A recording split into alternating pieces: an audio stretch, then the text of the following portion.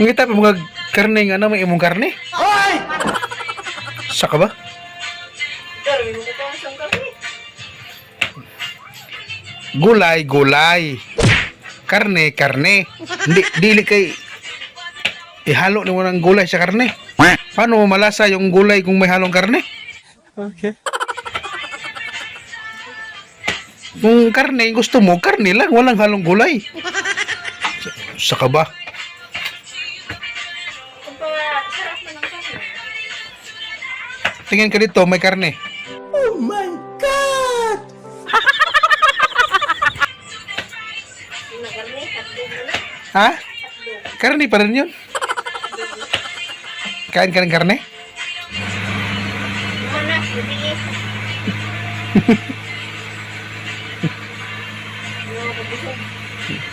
Dili ka busog, pero karne gyapon.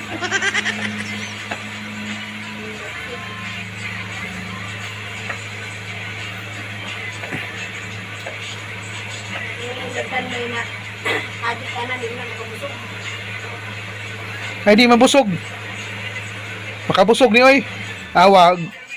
Madugay bitang kaunin jo, ang burot jonti diyan. No di busog. Yung daghan may adik ka na.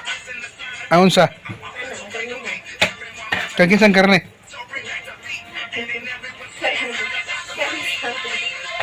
Kan hotdog. Kay lami man ni hotdog ah. Nice.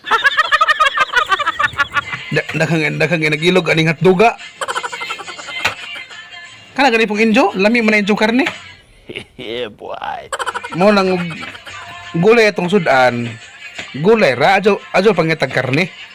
Saka ba? Mangita pa makag karne nga gulay may hong gipalit. Di gulay. Mga Pilipino talaga. Sahog naman. Sahog. Hindi nga, kasi nga may kasabihan tayo pag gulay, gulay, pag karne, karne.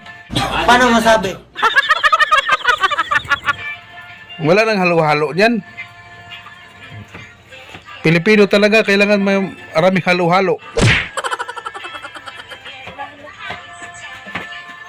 May paspasan, mabuti bang bilisan mo dyan kasi nagugutom na ako dito.